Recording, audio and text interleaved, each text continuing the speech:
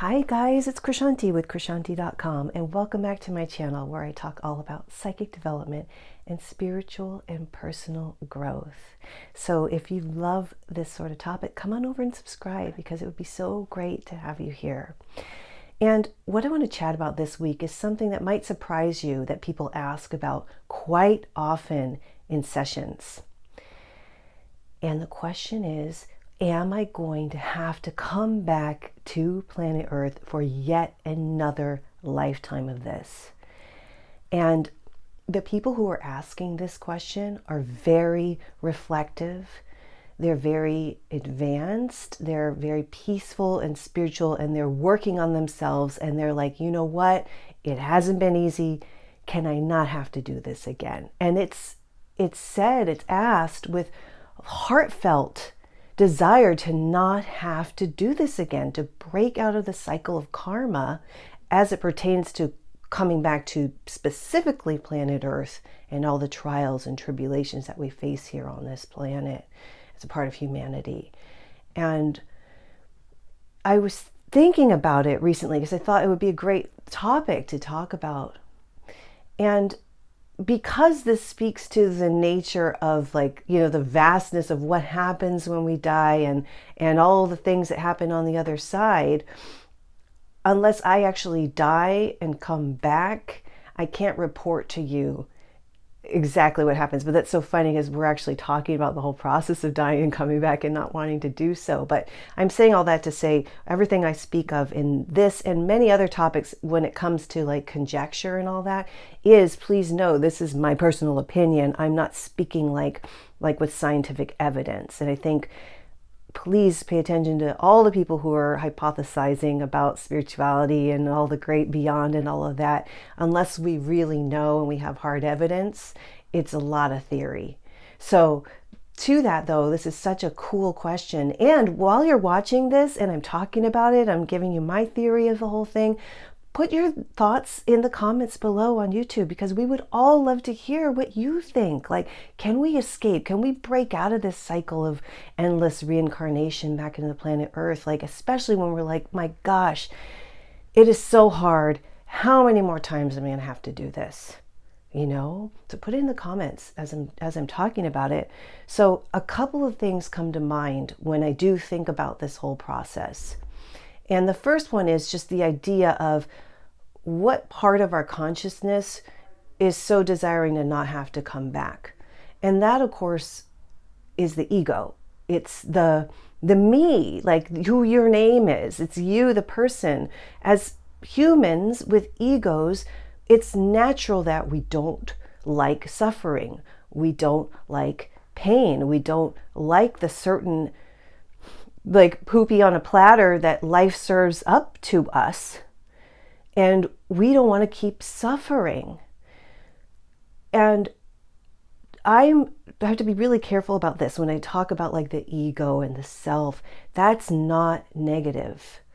We need that ego, we need that aspect of ourselves just to get through this life. But it's who is that aspect of the self that's saying, I don't want to come back? That's the personality that has suffered and doesn't want to have that again. So it's sort of in a place of fear, understandably so. My gosh, I'm the first one that would say, I don't want to come back again. But anywho, there's that whole thing. And then when you think about who we really are in the spirit, we are limitless and endless, and where we are from and where we will return to, from what I understand and what I believe they're saying scientifically, is that there is not time outside of the earth plane. So while we're here going through 100 years of a lifetime we never want to have to repeat, and we don't want to have to do anything like it again, in the world of spirit, it could be nothing, an instant, like a long day at Disneyland when you stay till there's the fireworks and then you can go home. You know what I mean? It's or shorter than that, who knows, because of time. It's crazy like that. So that's the one thing I'm thinking, getting more into the aspect of the limitless nature of the spirit to understand where is this desire coming from, and maybe my soul isn't suffering the way that my ego is going through all this, because it's hard. It's hard work. Life is not always a box of chocolates. Well, I guess it is, because in that quote, he's saying you never know what you're going to get. Maybe it's just not a walk in the park for everybody. Anyway, the second point I want to make about this, though, is if one were to derive comfort from the thought that this would be the last lifetime, the way in which I personally think that one would kind of approach that would be from a point of view of everything is temporary, and with a very open heart.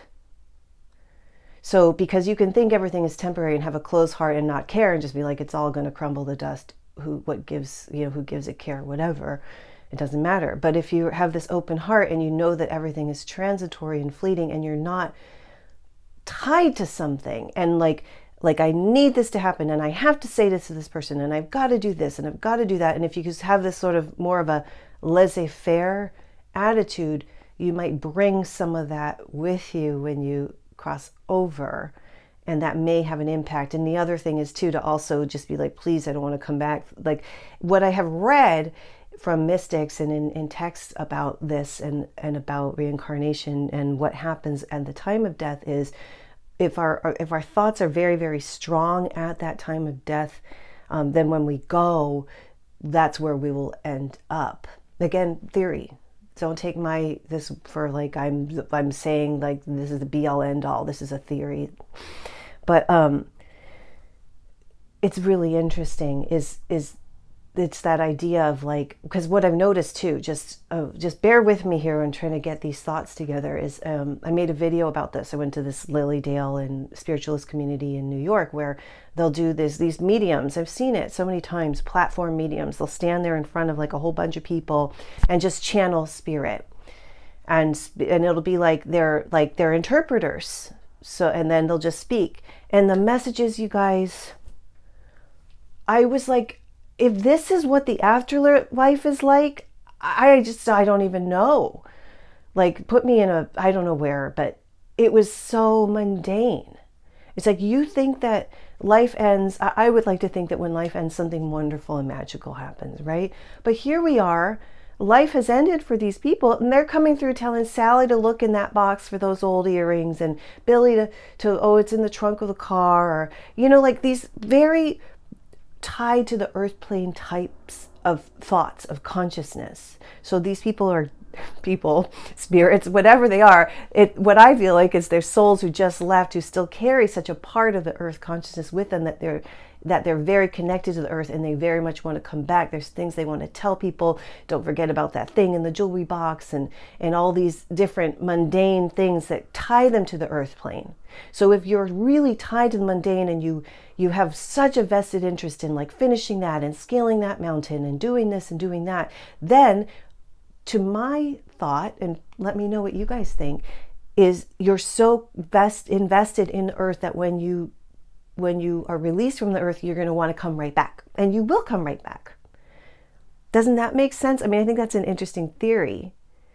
Whereas maybe there's someone else, it's like, I am so exhausted, I cannot do this again. What I've seen in certain past life readings is someone will not have incarnated for like 500 years or something. Again, that could be a flash in the pan on the other side where there is no time. So it could be like, you're like, look, God, or whoever's there when you go across the river Styx, and you're like, I can't anymore, please. And then they might be like, okay, you can have a timeout for 500 years and then do one little itsy bitsy, like teeny tiny little life, and then go somewhere else. But I love the idea of, which is what everyone and all the beautiful, religious teachings do talk about, which is the art of non-attachment and not being too invested and not getting all hung up on it. Like, this is it, and then there's all the other stuff where they talk about life being just a dream, so such an interesting thing to think about if you are slogging your way through this lifetime, I have created some beautiful guided meditations that will help with a myriad of the common issues that we deal with. Some of these are actually really beautiful channeled meditations that I was given when I was having some escapades up in higher realms, which is where I like to go to get insight from source. So with that, check out those meditations. And if there's something along these lines you want me to talk about, please put it in the comments below, because I want to speak to things that are important to you. And while I'm still here, if you're still listening and I'm rambling on, I'm thinking about doing some book giveaways too, like discussing some books, because I just love reading and learning. And then if you come over to krishanti.com and sign up for my list, you will can get entered to win the actual book that I was talking about. So some fun things shaping up. So come over to krishanti.com and check it out. And that's it for today. I'll see you next time. Bye.